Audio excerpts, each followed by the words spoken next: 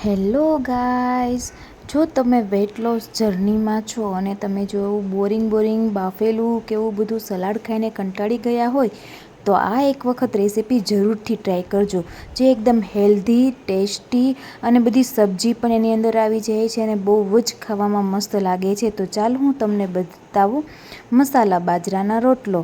તો કેમ છો મિત્રો, સ્વાગત છે તમારું મારી યુટ્યુબ ચેનલ શ્રદ્ધા લાઈફસ્ટાઈલમાં. જી હા, આજે હું તમને એક એવા મસાલા બાજરાના રોટલાની રેસીપી કહેવા જઈ રહી છું જે તમને છે ને એકદમ ભરપૂર છે, જેમાં પ્રોટીન, ફાઇબર, કાર્બોહાઈડ્રેટ, સારું એવું ફેટ પણ સામેલ છે અને આપણે બધા મસાલા યુઝ કરીને બનાવીશું. તો સૌ પ્રથમ પહેલાં આપણે છે ને બાજરાના લોટને છે ને ચાળીને સરસ એનો છે ને લોટ બાંધી લેવાનો છે. એકદમ 3થી 4 મિનિટ માટે આપણે એને છે ને મસળીને લોટ બાંધી લેવાનો છે. લોટ બાંધવામાં આપણે ખાલી મીઠાનો જ ઉપયોગ કરવાનો છે અને હથેળીના આ ભાગથી આપણે સરસ એને છે ને મસળતા રહેવાનું છે, જેથી આપણો બાજરાનો રોટલો જ્યારે આપણે વણીએ ને ત્યારે એકદમ ફાટે નહીં, એટલા માટે. તો બહુ ઢીલો પણ નથી રાખવાનો અને બહુ કઠણ પણ લોટ નથી રાખવાનો, મીડિયમ એવો લોટ આપણે સરસ બાંધી લેવાનો છે, જેથી આપણો બાજરાનો રોટલો ફાટે નહીં. અને હું આ રાજા રાણી પરાઠાની વાત કરું છું. જી હા, અમારા સુરતમાં તો બહુ ફેમસ છે આ પરાઠું, પણ એમાં તો આપણે જોઈએ ને તો નકરું તેલ કે બટરનો ઉપયોગ વધારે થાય છે એને બનાવવા માટે, પણ આપણે આને શેકવાનો છે, જેમાં આપણે તેલ કે બટરનો એક પણ ઉપયોગ નથી કરવાનો, જે એકદમ કેલેરી ઓછી અને ટેસ્ટી બને છે. તો હવે આપણો લોટ બંધાઈ ગયો છે, તો આપણે ચાલો હવે મસાલો બનાવી લઈએ. મસાલો મેં પાછળથી એટલે રાખ્યો હતો કેમ કે આપણે પાણીવાળો મસાલો ન થઈ જાય, ને આ બધું કટિંગ મેં છે ને મારા હાથેથી જ કરેલું છે, કોઈ પણ મશીનનો ઉપયોગ નથી કર્યો. એમાં આપણે કોબી, કેપ્સિકમ, ગાજર, કાંદા, ટમેટાનો ઉપયોગ કર્યો છે. જો તમે કાંદા નથી ખાતા તો તમારે ટોટલ ઓપ્શનલ છે, તમે કાંદા સ્કીપ કરી શકો છો, બરાબર છે. તમે જો બીટ એડ કરવું હોય તો બીટને પણ એડ કરી શકો છો. હવે આપણે નોર્મલી ઘરના મસાલા, ચટણી, મીઠું, ગરમ મસાલો અને જીરું એડ કરી દીધું છે. અને બીજા મસાલામાં આપણે પાઉંભાજીનો મરી પાવડર, પછી ચીલી ફ્લેક્સ, ઓરેગાનો અને ચાટ મસાલો લઈ લીધો છે, કેમ કે આપણે લીંબુ નીચવવાનું ન હોય એટલે ખાટો મીઠો સ્વાદ આવે, એટલા માટે ચાટ મસાલાનો ઉપયોગ કર્યો છે. પછી મેં એની અંદર લીલા ધાણા થોડાક એડ કરી દીધા છે અને થોડુંક 100 ગ્રામ જેટલું પનીર પણ એડ કરી દીધું છે. ને તમે જો આ બધો મસાલો જોવો છે ને તે એક બાજરાના રોટલાનો નહીં, પણ મારે આના 4 બાજરાના રોટલા બનાવવાના છે. જો તમારે એક બાજરાનો રોટલો બનાવવો હોય તો થોડું સામાન લઈ શકો છો, તો પણ તમારું આરામથી બની જાય છે. અને મેં આની અંદર 100 ગ્રામ પનીર જેવું છીણીને લઈ લીધું છે અને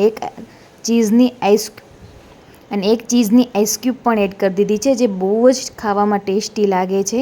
અને તમે પણ લઈ શકો છો, કેમ કે આપણે આની અંદર મેંદો, તેલ, બટર કોઈ પણ વસ્તુ ઉપયોગ નથી કરી, તો તમે એક ચીઝ ક્યુબ આરામથી ઉપયોગમાં લઈ શકો છો, જે તમારા બાજરાના રોટલાને એકદમ ટેસ્ટી બનાવે છે. અને જેવો આપણે બહારનો ઘઉંના લોટનો પરાઠું ખાતા હોય ને એવો જ ટેસ્ટ લાગે છે, તો તમે આને પણ લઈ શકો છો. જી હા, અને જો બધાને છે ને સરસ રીતે હવે મિક્સ કરી દેવાનું છે, પોચા હાથે જ તે મિક્સ કરવાનું છે, બહુ આપણે ઝાઝો દબાવીને નથી કરવાનો, જે આપણે જે શાકભાજીમાં જે પાણી છે ને તે છૂટશે, ને જો પાણી છૂટશે તો બાજરાનો રોટલો સરખો નહીં બને, એટલા માટે. અને એકદમ મસાલો પણ એકદમ કોરો ખાવાની પણ બહુ મજા આવે. હવે જો આપણે જે બાજરાનો રોટલો જે લોટ બાંધીને રાખી દીધો હતો ને, હવે આપણે એને છે ને સરસ થોડુંક એવું નાનું એવું લોયો લઈને અને પછી આપણે એને ગોળ કરી અને વચમાં થોડુંક ખાડા જેવું રાખવાનું, જેથી આપણો મસાલો છે ને ભરી શકાય. જોઈ શકો છો ને. અને પછી મેં જો મસાલો લઈ અને સરસ દબાવીને ભરી દીધો, અને ફરતી કોર પતલી કરી અને ધીમે બધું જોઈન્ટ કરી દેવાનું. ભાઈ બાજરાનો રોટલો છે ને એટલે થોડુંક ધ્યાન રાખવું પડે, ફાટી જાય, પણ તો પણ ગમે એટલું ધ્યાન રાખીને તો ફાટી તો જાય જ, તો ચિંતા નથી કરવાની. જો થોડોક વધારે આપણે લોટ પડ્યો હોય ને એ લઈ અને ઉપરથી છે ને જ્યાં ફાટી ગયું હોય ને ત્યાં પેક કરી દેવાનું એની મદદથી, એટલે તમારો રોટલો આરામથી થઈ જશે. અને જુઓ આવી રીતના ધીમે કરી અને સરસ કરી દેવાનું. જો મારી જગ્યાએ થોડુંક ખુલ્લું રહી ગયું છે, તો જો વધારાનો જે લોટ છે ને લઈ અને એવી રીતના કરી દેવાનો, અને પાટલી લઈ અને પાટલી ઉપર જ વણવાનું છે, હાથથી નહીં વણતા, નકર તો ફાટી જશે, સરખો નહીં બને.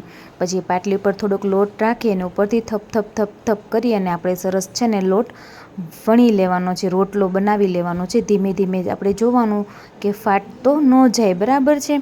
નકર છે ને પછી તવીમાં ચીપકી જશે, જે આપણે તાવડી છે એમાં ચીપકી જશે અને સરસ નહીં થાય. એટલા માટે. અને જો ગમે એટલું ધ્યાન રાખીએ ને તો પણ એ એટલું થઈ જ જાય. તો જો તમે જોઈ રહ્યા છો ને, આવી રીતના થપ કરીને સરસ આપણે રોટલો બનાવી લેવાનો છે. અને જો આવી રીતના તમારો ક્યારેય પણ રોટલો જો બનાવતા ફાટી જાય ને, તો તમે જે લોટ વધ્યો હોય ને, તો લોટથી પણ તમે એને કવર પાછો કરી શકો છો. ઉપરથી લોટ ચડાવીને આરામથી થઈ જાય છે. અને જો હવે આપણે તાવડીમાં છે ને મૂકી દેવાનો છે શેકવા માટે. અને ઉપરથી થોડુંક પાણી એવું જે ફાટી ગયું હતું ને, એના માટે મેં કવરઅપ કરી દીધું. પણ તમે છે ને નહીં કરતા, કેમ કે છે ને નીચે આ પાણીના લીધે ચીપકી જાય છે. એટલા માટે તમે એમને રહેવા દેશો તો પણ કાંઈ નહીં વાંધો આવે એટલા માટે. તો જો આને છે ને બે બાજુ સરસ છે ને શેકી લેવાનો છે. અને ઉપરથી આપણે છે ને થોડુંક એવું નોર્મલી જે ઘી આપણે ચોપડીએ ને, એવી રીતના ચોપડી દેવાનું છે. અને પીઝાના કટરની મદદથી પીઝા જેમ કટ કરીએ ને, એવી રીતના કટ કરી દેવાના છે. તો એકદમ આ ખાવામાં હેલ્ધી છે. અને આનું તમારું છે ને પેટ પણ ભરાઈ જાય છે, મન પણ ભરાઈ જાય છે. અને પેટ પણ એટલું બધું હેવી નથી રહેતું. કેમ કે આપણે જો બહારનો જે મેંદાવાળો કે રોટલીના લોટનો પરાઠું ખાય ને, તો પેટ આપણે આટલું ખાધું હોય ને તો પેટ એકદમ ભારે ભારે થઈ જાય. તો આ ખાવાથી છે ને નથી ખાધું એકદમ. તમે આને છે ને વીકમાં 2 થી 3 વખત લઈ શકો છો. અને દહીં સાથે એટલી મજા આવે છે ને ખાવાની. અને જોવો, આ છે મારો બીજો બાજરાનો રોટલો. જે હતો એ તે પહેલો હતો, અને આ મેં બીજો બનાવ્યો છે. તો એકદમ સરસ બન્યો છે. જોવો, ઉપરથી અને નીચેથી બંને બાજુથી સરસ શેકાઈ ગયો છે. તો તમે પણ આવી રીતના જરૂરથી ટ્રાય કરજો. ખાવામાં હેલ્ધી છે. અને છે ને નવું ટ્રાય કરીએ તો આપણું વેઇટ લોસ જર્ની બહુ આસાની થઈ જાય છે એટલા માટે. અને જોવો છો ને આપણે છે ને શેકવામાં નથી તેલનો ઉપયોગ કર્યો કે નથી બટરનો ઉપયોગ કર્યો. તો એકદમ મસ્ત આપણા છે ને રોટલા બનીને તૈયાર થઈ જાય છે. અને એકદમ ઝીરો ઓઇલ કે ઝીરો બટરમાં, જે એકદમ કેલેરી ઓછી છે ને ખાવામાં એકદમ સરળ જ રહે છે. અને જો આ રીતના છે ને બંને બાજુ સરસ શેકી લેવાના છે આપણે. અને ધીમા તાપે શેકવાના છે. પછી એક બાજુ ફાસ્ટ ગેસ કરી દેવાનો છે, એટલે આરામથી શેકાઈ જશે. અને પછી આપણે એની અંદર છે ને ઉપરથી ઘી છે ને ચોપડી દેવાનું છે સરસ. એટલે છે ને ટેસ્ટમાં સારા લાગે. જો તમારે ન ચોપડવું હોય તો તમારે સ્કીપ કરી દેવાનું, પણ ખાવામાં બહુ સારા લાગે છે. અને હા, ઘણા લોકો પૂછતા હોય છે કે ઘી તેલના બદલે ઘીનો ઉપયોગ કરી શકીએ. તો હા, તમે જો તમારા ઘરનું અને ગાયનું ઘી હોય તો તમે આરામથી ખાવામાં કે વઘારમાં તેલની જગ્યાએ ઘીનો ઉપયોગ કરી શકો છો. અને પછી પીઝાના કટરની મદદથી આપણે છે ને પીસ પાડી લેવાના છે. અને જો આપણો એકદમ છે ને ટેસ્ટી બાજરાનો રોટલો થઈ ગયો છે, ખવાય ને એવો.